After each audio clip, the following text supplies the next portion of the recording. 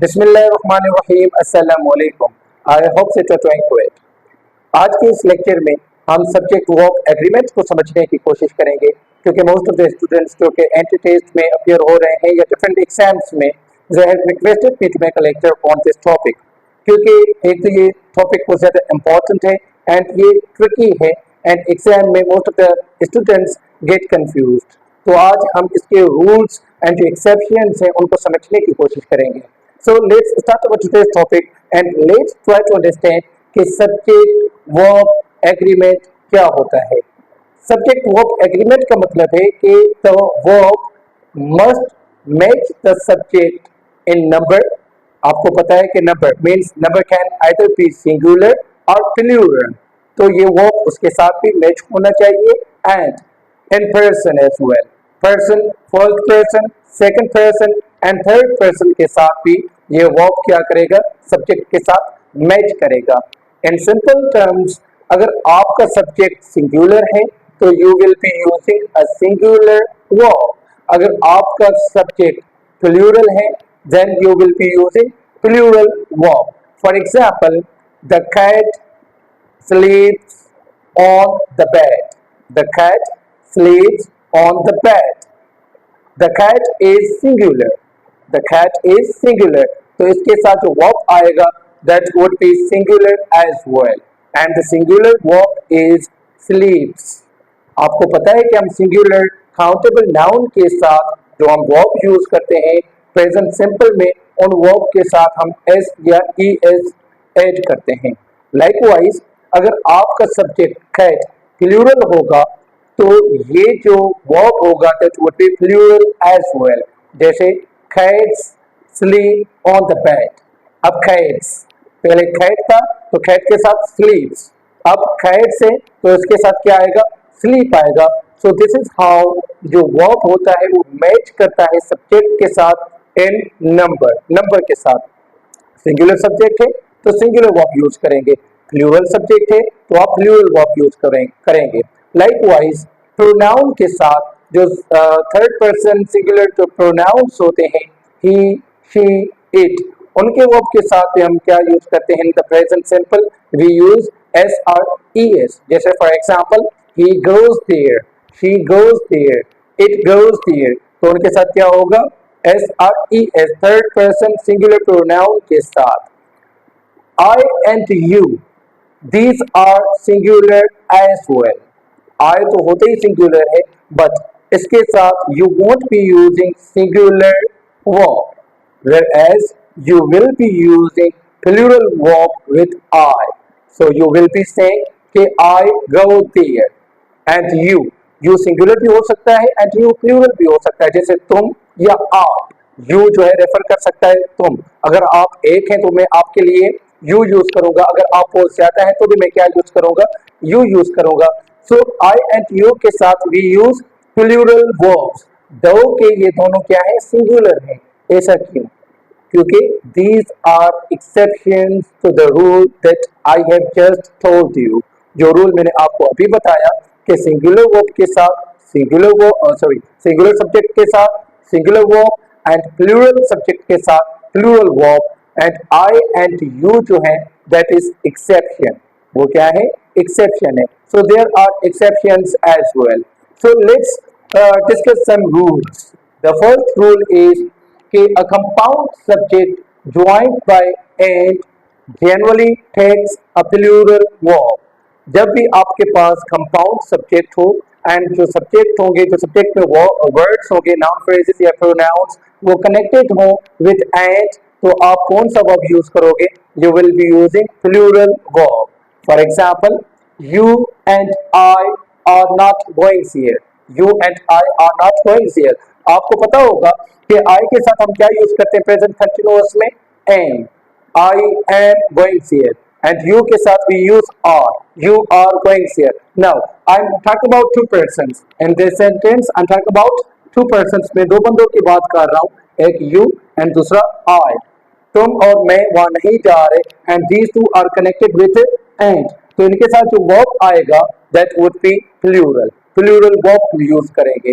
Likewise we have another sentence, two and two make four. 2 and 2 make 4, 2 and 2 4 होते हैं, तो आई am talking about two numbers 2 and 2 and they are connected with and, तो उनके साथ हम क्या use करेंगे, प्लूरल वर्ब यूज करेंगे. The third sentence is my mother and brother. Now you see again I'm talking about two persons, मैं दो बंदों की बात कर रहा हूँ. My mother and another person is my brother. So my mother and brother were not there. तो मैं कौन सा verb यूज करूंगा, I will be using plural verb. Now जो अब मैं आपको बताऊंगा that is exception to rule number 1, and the exception is कि when several singular subjects represent the same person or thing. जब भी subjects no matter आप जितने भी subjects यूज करते हैं, दो या दो से ज्यादा, and they are connected with and, वो and के साथ connected भी हों, but if they refer to one person or one thing, then you will be using singular subject, singular verb. आप singular verb use करोगे. For example, my friend and colleague is coming over tonight. मेरा दोस्त and मेरा colleague वो आज रात आ रहे हैं. Now you see, I'm not talking about two person. जो मेरा दोस्त है वही मेरा colleague है.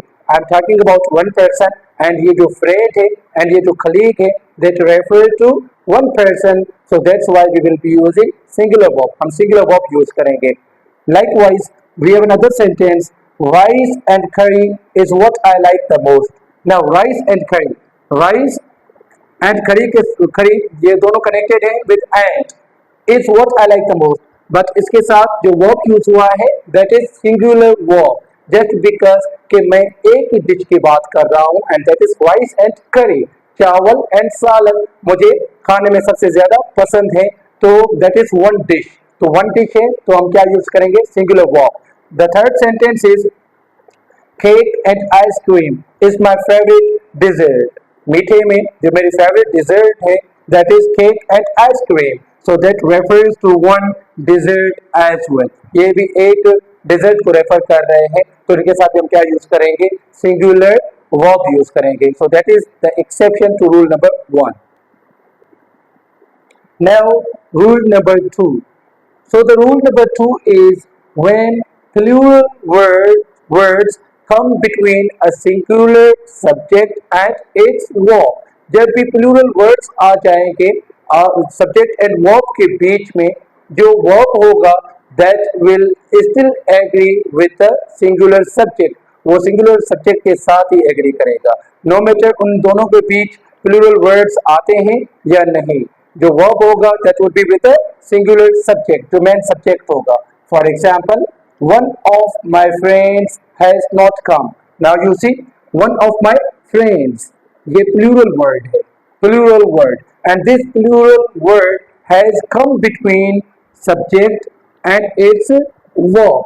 तो ये जो verb होगा that won't agree with this one, ये agree करेगा अपने subject के साथ. So one of my friends has not come. It means मेरे दोस्तों में से एक दोस्त नहीं आया.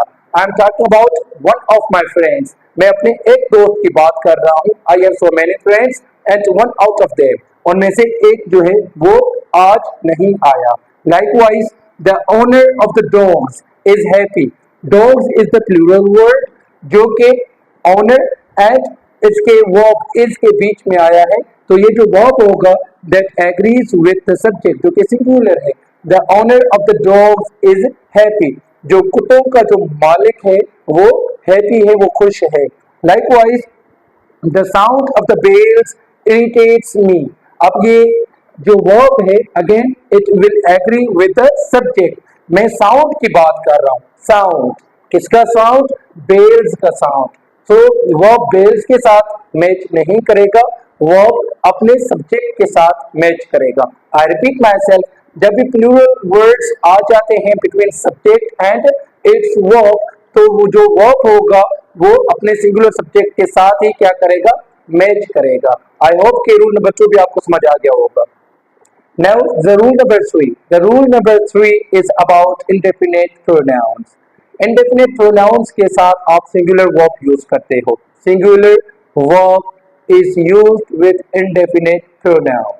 अब indefinite pronouns में कौन कौन से आ जाते हैं?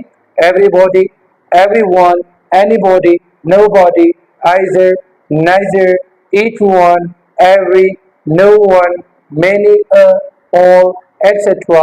तो इनके साथ आप कौन सा वर्ब यूज करोगे? You will be using singular verb. For example, everybody wants to go there. सब वहां जाना चाहते हैं. Everybody wants to go there. सब वहां जाना चाहते हैं. एवरीबॉडी कि is an indefinite pronoun, तो इसके साथ जो verb आएगा that would be singular. Likewise, we have another sentence that is everyone likes it. इसे सब पसंद करते हैं. Everyone is an indefinite pronoun, तो इसके साथ भी क्या आएगा? Singular verb likes. Likewise, the third sentence is each of them was happy. उनमें से हर एक क्या था? खुश था, happy था. तो इसके साथ each of them के साथ भी क्या आएगा? Was. Singular verb. The fourth sentence is neither of them is my friend. उन दोनों में से मेरा कोई भी दोस्त नहीं है. Neither of them is my friend. So again, we will be using singular verb with neither of them. So indefinite pronoun के साथ you will be using singular verb. Rule number 4 is when two or more nouns or pronouns in the singular. जब दो या दो से ज्यादा nouns या pronouns वो singular हो and they are connected by, वो connected हो और के साथ या nor के साथ, और का अपोजिट nor होता है, या correlative conjunctions either or या neither nor के साथ, तो उनके साथ जो verb लगेगा that is singular. Singular verb will be used with them. Okay. For example, neither Christian nor his sister is to blame. Neither Christian nor his sister is to blame. न Christian न ही जो है उसकी बहन का कसूर है. तो हम क्या यूज करेंगे? We will be using singular verb. हम singular verb यूज करेंगे. Likewise, इसका opposite is either. Either the cat or the dog has been killed. Again, we will be using has, singular verb. क्योंकि we have the choice between these two. We have क्या है? Choice है हमारे पास. और या nor ये मतलब choice को represent करते हैं. We have the choice. Okay. Either the cat or the dog has been killed. बिल्ली या कुत्ता जो है वो मारा गया है. तो अगेन हम क्या यूज करेंगे? We will be using singular verb. या फॉर एग्जाम्पल David और Christian. David or Christian is your friend. David or Christian is your friend. ये आप देखें कि ये कंपाउंड क्या है? सब्जेक्ट है, बट ये कनेक्टेड है विद और के साथ. अगर ये एंड के साथ कनेक्टेड होते तो हम क्या यूज करते? प्लूरल वर्ब यूज करते. वेयर एज इनके साथ we will be using singular verb. अगर ये दोनों क्या है? सिंगुलर. ये दोनों सब्जेक्ट जो कि कनेक्टेड है विद और या नॉर, ये दोनों सिंगुलर है, तो हम सिंगुलर वर्ब यूज करेंगे. Now, rule number 5. Rule number 5 says when one of the subjects joined by or, nor, either or या neither nor is plural, the verb must be plural. And आपने plural subject को verb के नजदीक रखना है, closest to the verb. For example, either or, either John or his friends are going. तो ये जो verb होगा ये एग्री करेगा किसके साथ? जो इसके नजदीक प्लूरल सब्जेक्ट होगा उसके साथ. अगर आप ऐसे राइटिंग करते हैं या कंपोजिशन आप कुछ भी लिख रहे हो तो आपने इस रूल को फॉलो करना है. एंड इस रूल को फॉलो करते आपने जो है जो प्लूरल सब्जेक्ट होगा उसको आपने वर्ब के नजदीक क्लोजेस्ट टू द वर्ब रखना है. अगर टेस्ट में तो कुछ भी आ सकता है.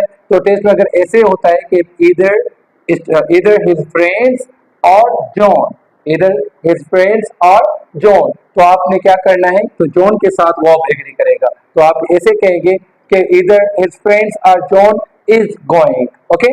अदरवाइज जो ये सब्जेक्ट होगा प्लूरल ये verb के नजदीक होगा. अगर ये प्लूरल है तो verb भी क्या होगा? प्लूरल होगा. Likewise, we have another sentence. Neither the teacher nor the students are going. Again, students is plural, तो जो verb होगा that will agree with the students. अगर टेस्ट में आता है कि neither the students nor the teacher, then आप जो है वो सिंगुलर वर्ब यूज करेंगे.